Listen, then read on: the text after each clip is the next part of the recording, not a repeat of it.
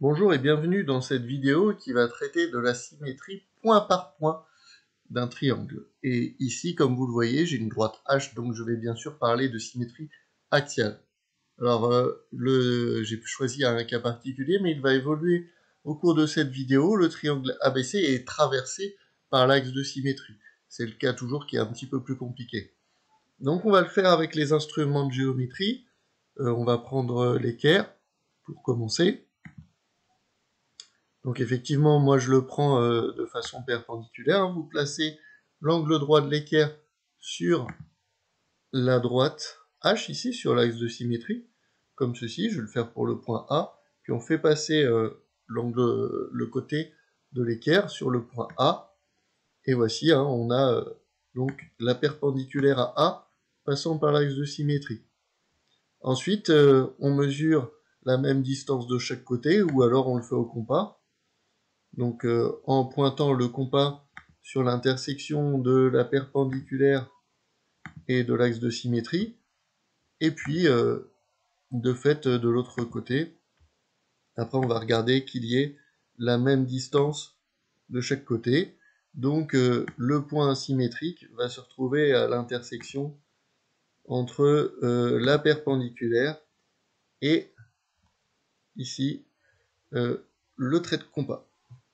Voilà, on a traité donc pour le premier point, puis regardez, qu'est-ce que ça va nous donner? Ça va nous donner le premier point pour la symétrie du triangle. Je ne vais pas faire les trois, c'est pas le but de la vidéo non plus.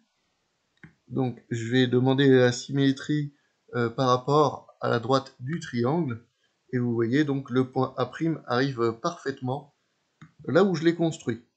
On va enlever les traits de construction ici. Vous voyez, en fait, ce qui est intéressant dans cette configuration, c'est que les deux triangles, en fait, ils se croisent par rapport à l'axe de symétrie. Ils ne se croisent pas n'importe comment. Ici, on a les deux côtés AB et A'B', ils ont une intersection qui est sur l'axe de symétrie. Même chose pour, ici, le côté BC, puis le côté B'C'. Ils se croisent sur l'axe de symétrie. Ça, il faut absolument l'avoir en tête. Et regardez, en fait, quand on fait évoluer notre figure, quand on anime cette figure, ça se passe toujours comme ça.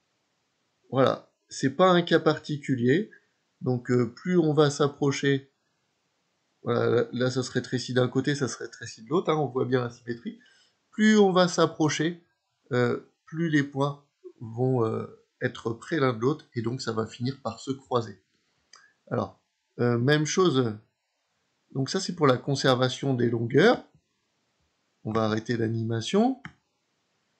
Mais vous le voyez, ce qui est important aussi, c'est de se dire que l'angle que j'ai là, que j'ai mesuré, donc l'angle ACB, par exemple, on a une valeur de ACB, ici, qui est de 50,39. Et puis l'angle qu'on a là, donc B, c'est A, à l'inverse, et ben c'est exactement la même mesure. Pourquoi c'est exactement la même mesure? Parce que les deux figures sont symétriques. Et puis, si je fais évoluer cette figure non plus selon les longueurs, mais bien selon les angles, regardez, en fait, là, j'ai d'autres cas, et on voit que les angles restent les mêmes. Voilà, donc propriété, construction de la symétrie, là on a revu, et les longueurs restent les mêmes, les angles restent les mêmes, et puis on va arrêter l'animation. Voilà, je vais me mettre par exemple ici, et puis il y a encore d'autres choses qui sont importantes, un petit peu plus grand, et qui peuvent être utiles à savoir. Regardez l'aire de cette figure, et l'aire de cette figure, deux figures symétriques ont la même aire. Voilà pour ce cas sur un triangle, mais ça marche bien sûr sur un quadrilatère, sur un pentagone, sur un disque, sur n'importe quelle figure. Voilà, merci de m'avoir écouté, bon travail à vous, au revoir.